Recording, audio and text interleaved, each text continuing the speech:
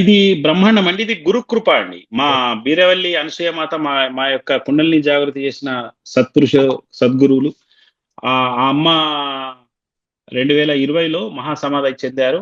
మాకు 2009లో కుండలిని జాగృతి వారి యొక్క శక్తి ప్రసరణ మాపై కురియడం వలన ఆపాద మస్తకం ఒక దివ్య విద్యున్మయ ప్రకాశముతో కూడినటువంటి ఆ దివ్య మెరుపులు మా శరీరంలో పాకి మూలాధారంలో కేంద్రీకృతమై ఈ మనలో షట్చక్రాలు అంటాగా ఈ షట్చక్ర ఛేదనం అనేది జరిగి ఈ సహస్రారంలో అనంతమ తేజోమయ ప్రకాశంగా మారిపోయినటువంటి వైనం అది కుండలిని జాగృతి. అది అనుభవద్యైకమే. అది బలవంతంగా బై ఫోర్స్ మనము సెల్ఫ్ గా కొన్ని యూట్యూబ్లలో వీడియోలు చూసి చేసి అది నేర్చుకోవద్దు. అలాంటి సాధనలు చేయొద్దు. అది గురుకృపతో అవుతుంది. గురువు చెప్పే ప్రాణ విద్యా సాధన సహజంగా మనం సంసారులు కూడా అంటే ఆహార నియమాలు కఠినంగా లేకపోయినా సంసారులు కూడా అతి సులభంగా మన ప్రాణ విద్య ఇది వరకు మీరు మహాప్రాణ విద్య 4 years బ్యాక్ ఇంటర్వ్యూ చేసినప్పుడు నేను ఏదైతే చెప్పానో ఆ ప్రాణ విద్య చేస్తూ ఉంటే మేము 25 ఏళ్ళుగా మేము అదే సాధనలో ఉన్నాం. ఇప్పుడు సుమారు 25 years. అండ్ మేము ఒక 7.5 years చేసిన తర్వాత గురువు కృప లభించింది. గురువు కృపతో మాకు ఆ కుండలిని జాగృతి అయింది. కాబట్టి గురు కృప హి కేవలం అనేది కారణం అదే. మా కుండలిని జాగృతి యొక్క రహస్యము గురువు కృప అని మాత్రం నేను ఘంటాపదంగా చెప్తా. స్వీయంగా ఎవరికి కుండలిని జాగృతి కాదు. సాధనలు చేసినట్టు అనిపిస్తుంది కానీ గురు కృపనే ముడి ఉంది.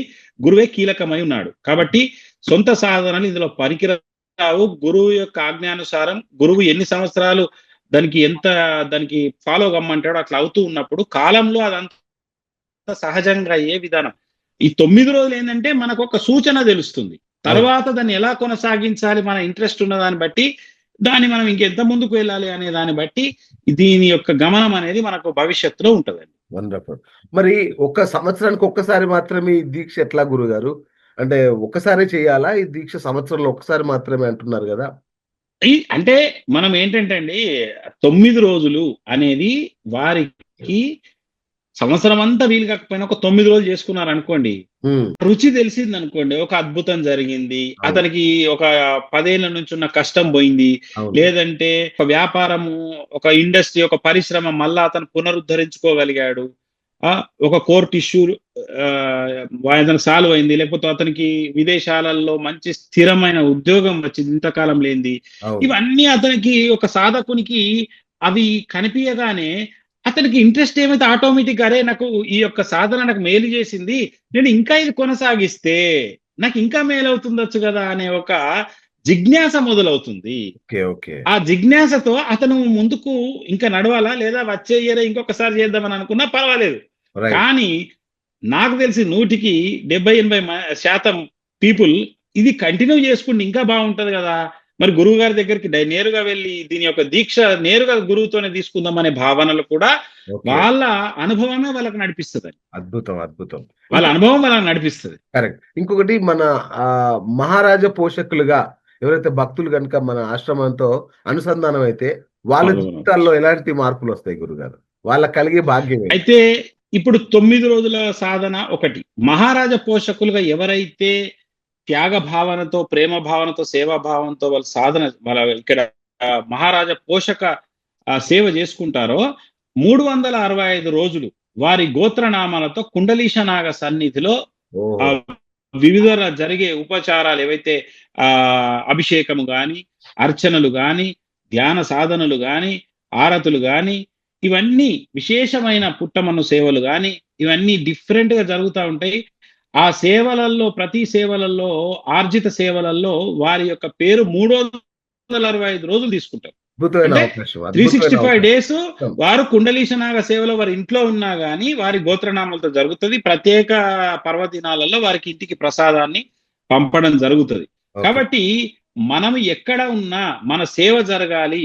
మనము చేసుకున్న ఎన్ని దోషాలు ఉన్నాయో, ఎన్ని గత జన్మలలో ఎన్ని ఈ నాగ దోషాలు ఉన్నాయో, సర్ప దోషాలు ఉన్నాయో, మనకు కాలసర్ప దోషాలు ఉన్నాయో అవన్నీ మాకు తొలగాలి, ఈ రాహుకేతు దోషాలు తొలగాలి, కుజ దోషాలు తొలగాలనే భావనతో మహారాజా పోషకులుగా సేవ చేసుకుంటే ఆ యొక్క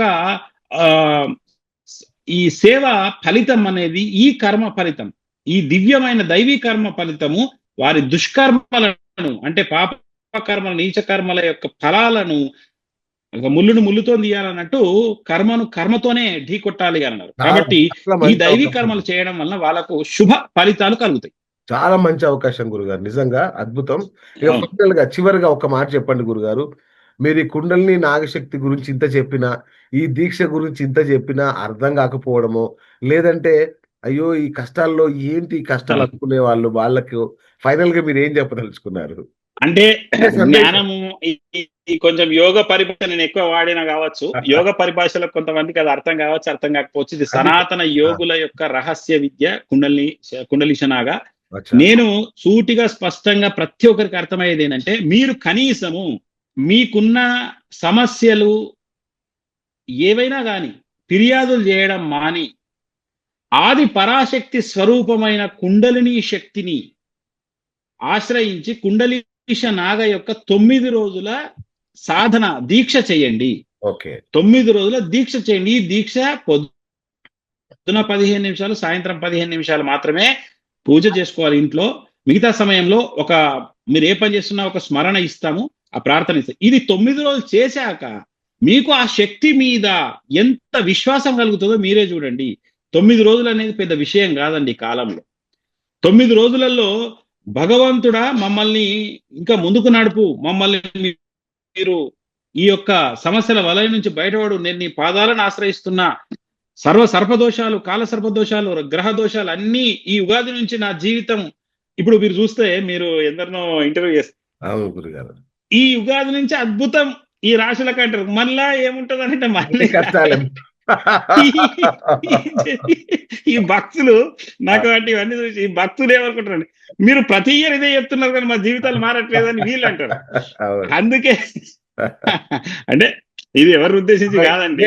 అంటే నేను ఏమంటే సాధన చేయాలి. ఇప్పుడు గ్రహాలు ఏదో వేసేస్తాయి మన భయం కాదండి, పురుష ప్రయత్నం చేయాలి. యోగ వాసిష్టంలో ఏమంటారంటే కర్మ ఫలితము. శ్రీరామచంద్రమూర్తికి వశిష్ఠ మహర్షి అంటారు, అసలు కర్మ ఫలితమే ఇవన్నీ ఉన్నప్పుడు మనం పురుష ప్రయత్నం ఎందుకు చేయాలండి, గ్రహ బాధ ఇవన్నీ ఉన్నప్పుడు అని ఒక ప్రశ్న వేస్తారు. అప్పుడు వశిష్ఠ మహర్షి ఒక గొప్ప మాట ఏమంటారంటే, శ్రీరామచంద్ర, పురుష ప్రయత్నము కర్మలు అంటే మన దుష్కర్మ ఫలితాలు ఇవన్నీ 2 పొట్టేళ్ల లాంటివి.